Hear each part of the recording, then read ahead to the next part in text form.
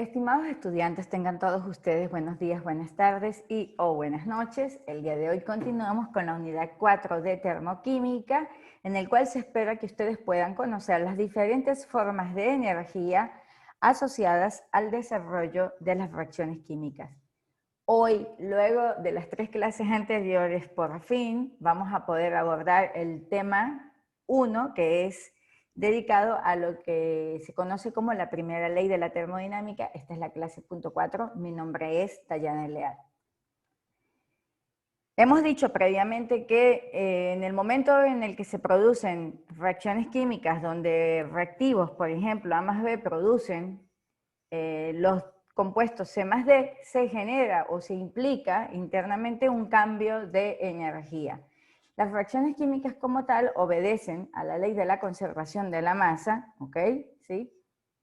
¿Recuerdan el motivo por el cual se hace el balanceo de ecuaciones? Pues bien, ese vendría siendo el cumplimiento de la ley de la conservación de la masa, pero también se debe cumplir con la ley de la conservación de la energía, esa famosa ley que nos indica que la energía no se crea ni se destruye, sino que se transforma.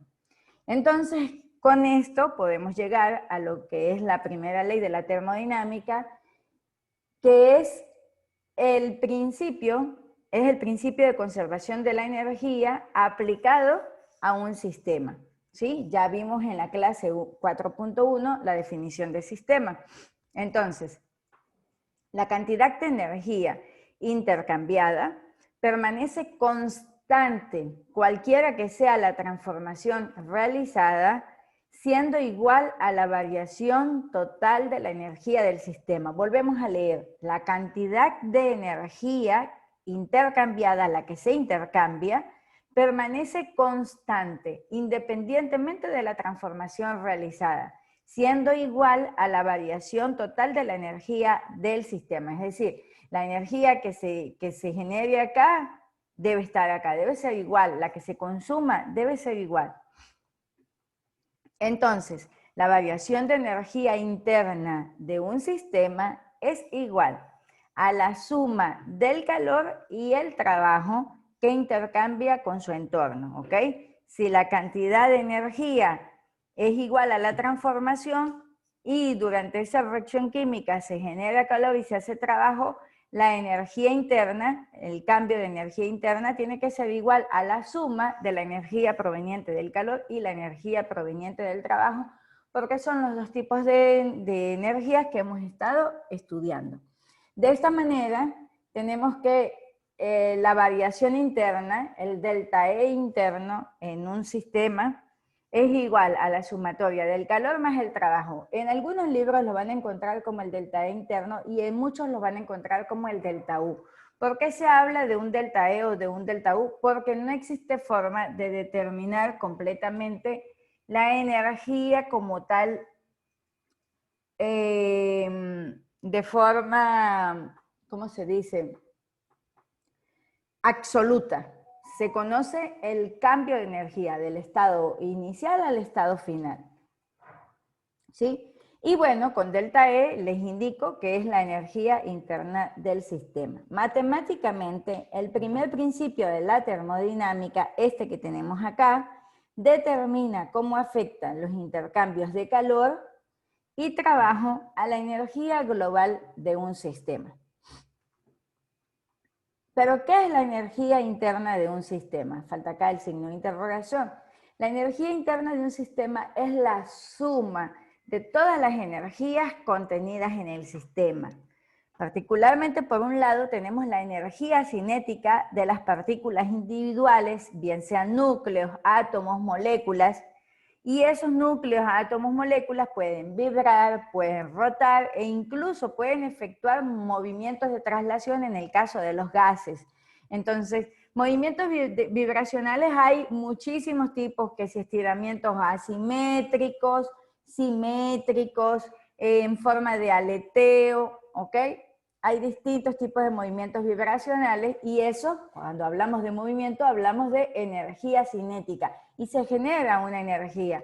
Pero también tenemos una energía potencial, específicamente la energía potencial eléctrica, producida debido a las atracciones que se dan entre el núcleo y el electrón, porque el núcleo tiene partículas eléctricas positivas y la corteza partículas eléctricas negativas, entre las repulsiones que se dan, por ejemplo, entre el núcleo y núcleo, y entre las repulsiones electrón-electrón. Acá podemos ver, por ejemplo, fuerzas de repulsión. Si ellos dos se acercan, se van a repeler. Si ellos tienen cargas distintas, se van a atraer. Entonces, ese tipo de interacciones eléctricas van a generar una energía potencial. En este caso, yo quiero mostrarles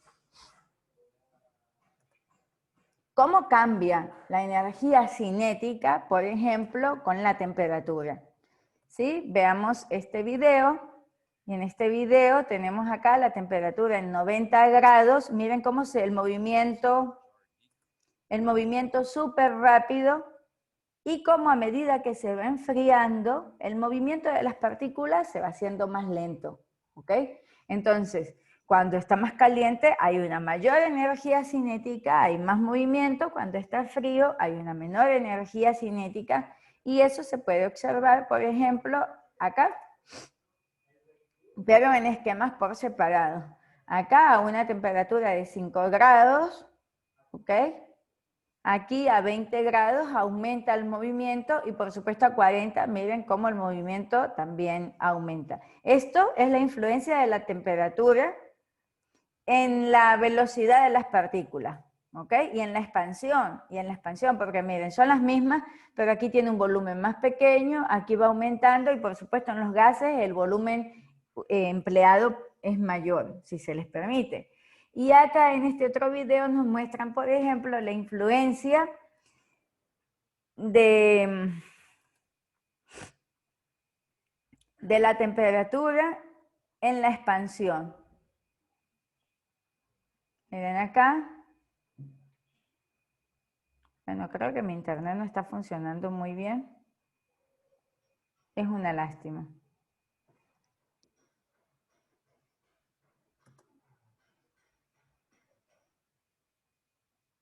Miren cómo va aumentando.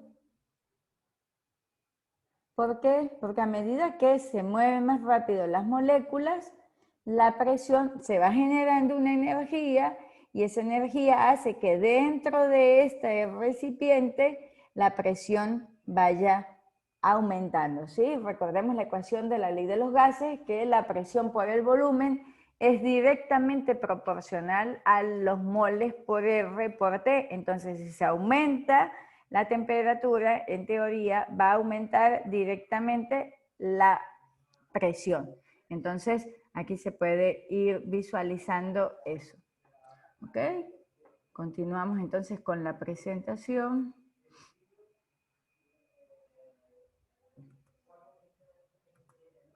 Ok, bien. Entonces, la primera ley de la termodinámica me indica que en un sistema, la energía total, la energía del sistema, la sumatoria de la energía del sistema más la energía de los alrededores es igual a cero. Es decir, si en el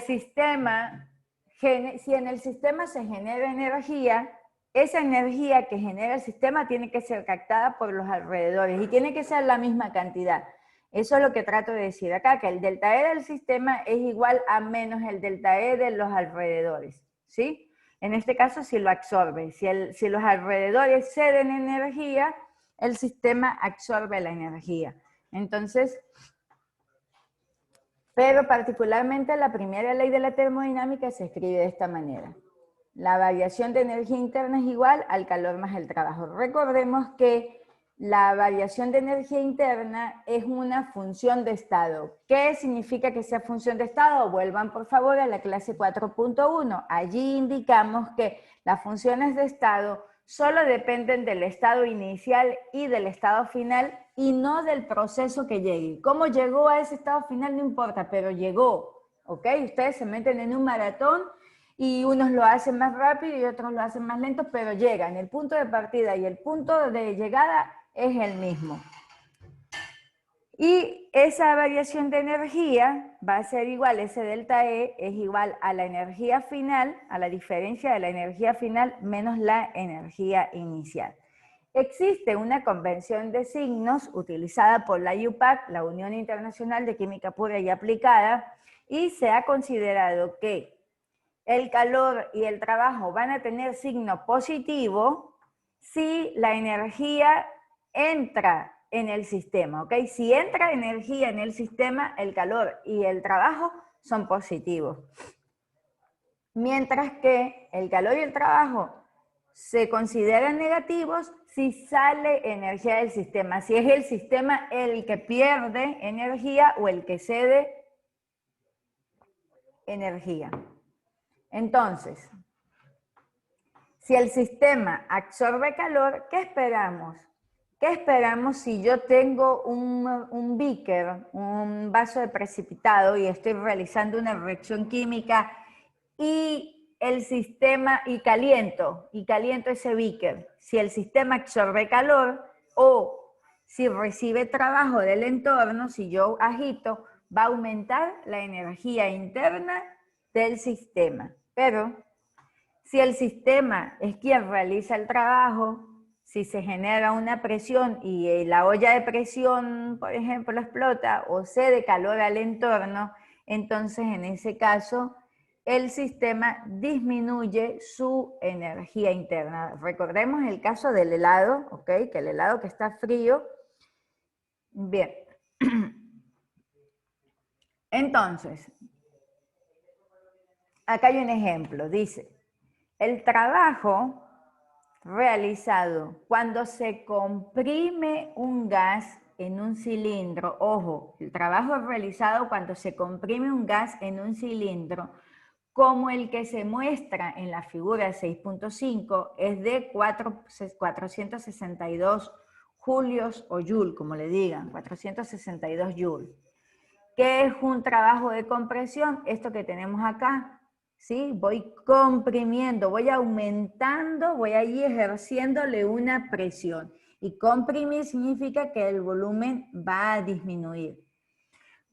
En la clase 4.3 indicamos que cuando se produce trabajo de compresión, el signo del trabajo va a ser positivo. ¿Por qué? Porque el trabajo lo realiza un agente externo sobre el sistema. Cuando el trabajo lo hace un agente externo, yo que voy y le ejerzo una presión, entonces el trabajo es positivo. ¿Ok? Es el sistema el que está obteniendo una energía. Bien, entonces ya vamos a saber que el signo de trabajo va a ser positivo. Durante este proceso, cuando esto sucede, hay transferencia de calor de 128 joules del gas hacia los alrededores. Aquí se está generando un calor que equivale a 128 joules. Me piden que calcule el cambio de energía interna para este proceso. Entonces, como dice, durante este proceso hay transferencia de calor, es el sistema el que está transfiriendo del gas a los alrededores. Como el sistema está perdiendo energía, está cediendo energía, entonces el signo del calor va a ser negativo, porque sale energía. Recordemos esto, mentalicémonos. Si entra energía al sistema, el calor y el trabajo son positivos. Si sale del sistema la energía, los signos van a ser negativos. Entonces, el calor está saliendo, va a tener un signo negativo. La ecuación es esta. El delta E de interno es igual al calor más el trabajo. ¿Pero qué hago? Delta E va a ser igual al calor, que va a tener signo negativo, 128 joules, pero con signo negativo, y el trabajo va a tener signo positivo. Entonces, menos 128 joules más 462 joules, eso da 334 joules. Otro ejemplo, pero en este caso con expansión. Dice, un gas se expande realizando un trabajo de 40 joules. ¿Qué es expansión? Cuando tiene un volumen pequeño y aumenta, el caso contrario, ¿ok? Entonces, un gas se expande realizando un trabajo de 40 joules. ¿Qué otra cosa puedo deducir? Cuando me dice que el gas se expande, que el gas está realizando el trabajo, como el gas es el que está realizando el trabajo va a tener signo negativo. Además dice, y cede un calor de 60 joules. Entonces, como el gas es el que cede calor, va a tener signo negativo. Calcule la diferencia de energía interna. Nuevamente, cuando el calor y el trabajo se consideran negativos, si sale energía del sistema. Entonces, aunque la ecuación dice que la variación de energía interna es igual al calor más el trabajo, en este caso va a ser menos 60 joules, que es lo que vale calor, menos 40 joules. Signos iguales se suman y se deja el signo. Entonces, eso es menos 100 joules. ¿Ok? Algunas aplicaciones de la primera ley de la termodinámica. Primero, se puede aplicar cuando hay transferencia de calor a volumen constante. En la clase 4.2 vimos una clase completa abordada a lo que es la transferencia de energía en forma de calor. Bien, pero en este caso vamos a ver un caso especial cuando se transfiere calor a volumen constante.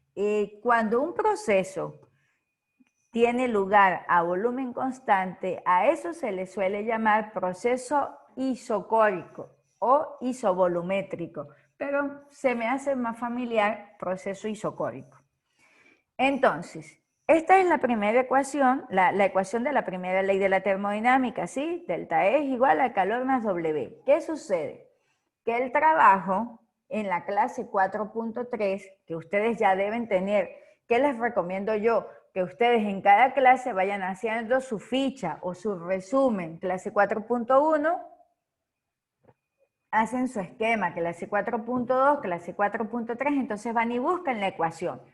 Entonces tienen que el trabajo es igual a la presión por el delta B. ¿Pero qué sucede? Que el volumen es constante, no hay un delta B. Si es constante quiere decir que el volumen final es igual al volumen final. Y delta B era volumen final menos volumen inicial. Entonces esto es cero. Y toda cosa multiplicada por cero va a dar cero. ¿Ok? Entonces no va a haber trabajo. ¿Cómo es el proceso? Este proceso es un proceso, por acá tengo presión, por acá tengo volumen. Es un proceso en el cual el volumen permanece constante y se produce un aumento en la presión. ¿Ok? Entonces, este puede ser visto como la olla de presión.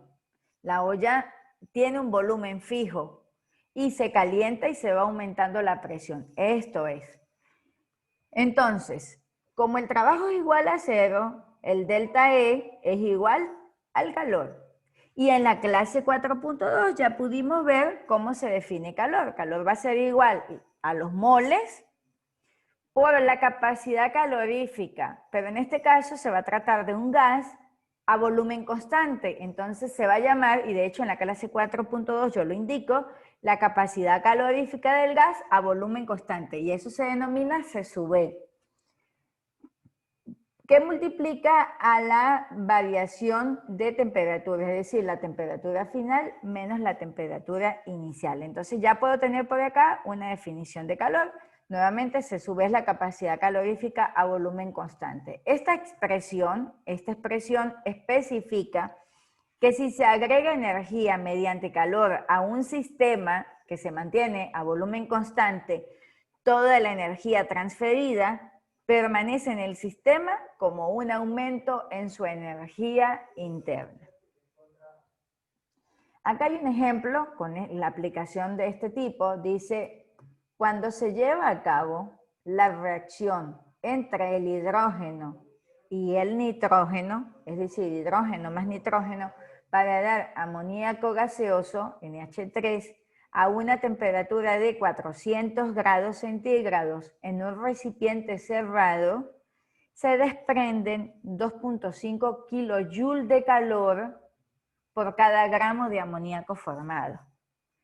Piden calcular la variación de energía interna, calcular el delta E, expresando el resultado en kilojoule por mol de NH3 y escribir la correspondiente ecuación termoquímica. La ecuación termoquímica ustedes ya la saben, porque ya han visto el tema de nomenclatura: hidrógeno en estado gaseoso más nitrógeno en estado gaseoso que produce NH3.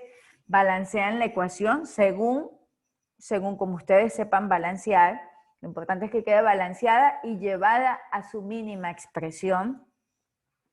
Y extraigo los datos. ¿Qué datos puedo extraer? La temperatura es 400 grados. En un recipiente cerrado me están indicando que el volumen es constante, que no ha cambiado. Y me dicen que el calor es 2.5 kilojoule de calor por cada gramo de amoníaco formado. Esto es por cada gramo. Que un gramo de amoníaco genera 2.5 kilojoule. ¿Ok? Entonces, ¿por qué es negativo? Porque dice, cuando se lleva a cabo la reacción entre el hidrógeno y el nitrógeno para dar amoníaco gaseoso a 400 grados centígrados y en un recipiente cerrado, se desprenden 2.5 kilojoules de calor. Se desprenden, es el sistema el que está generando calor. Y cuando la energía sale del sistema, el signo es negativo. Entonces, esta es la ecuación de la primera ley de la termodinámica y sustituyo. Como el volumen es constante, ya dijimos que a volumen constante el trabajo es igual a cero. Por lo tanto, la energía interna va a ser igual simplemente al calor. Y allí ya me indican que el calor es 2.5 kilojoule por gramo. Entonces, ¿qué estoy haciendo yo? ¿Qué hice yo? Como me lo piden en kilojoule por mol, ¿ok? Primero veo cuántos moles hay en un gramo. Yo tengo moles igual a la masa entre el peso molecular. El término adecuado, si ustedes quieren que sus estudiantes ya crezcan sabiendo el término adecuado, es masa molar. La masa entre la masa molar. La masa es un gramo de amoníaco. Y la masa molar del amoníaco, el peso atómico del nitrógeno es 14 y el del hidrógeno es 1 por 3, 3 más 14, 17 gramos mol. 1 dividido entre 17, eso me da 58.82 por 10 a la menos 3 mol. Entonces, ¿qué tengo yo? Tengo que 1 gramo de amoníaco, que equivale a 58.82 por 10 a la menos 3 mol, genera un calor de menos 2.5 kilojoule. Pero como me lo piden por mol, entonces vengo y digo, 1 mol, ¿qué cantidad de energía genera? Aplico la regla de 3, en el libro no lo hacen con regla de 3, en el libro lo presentan directamente con conversión de unidades directo, ¿ok? Entonces allí vienen y dicen, multiplico 1 mol por 2.5 kilojoule, con signo negativo, dividido entre 58.82 por 10 a la menos 3 mol. Divido menos 2.5 entre 58.82 por 10 a la menos 3, y eso me da menos 42,5 kilojoule. Fíjense que el kilo va con unidad en minúscula, y esto significa kilojoule por mol, ¿ok? Bien, en el libro, por supuesto, que hay ejercicios propuestos para práctica muy similares al hecho hoy. La bibliografía utilizada es el capítulo de termodinámica del Raymond Chan y un video didáctico en el cual me explican el último ejercicio presentado, que es de unos 5 minutos, pero hecho en pizarrón. Está acá y la chica lo explica divino. Además, ella tiene toda la unidad completa de termoquímica súper bien explicado, con ejercicios y demás. Entonces, muchachos, por fin hemos llegado a la primera ley de la termodinámica. En la clase que viene vamos a ver la transferencia de calor, pero ya no va a ser a volumen constante, sino a presión constante. Y allí vamos a entrar en lo que se denomina entalpía. Muchas gracias, como siempre, a todos por su atención. por su gentil atención. Tengan todos ustedes buenos días, buenas tardes y o buenas noches.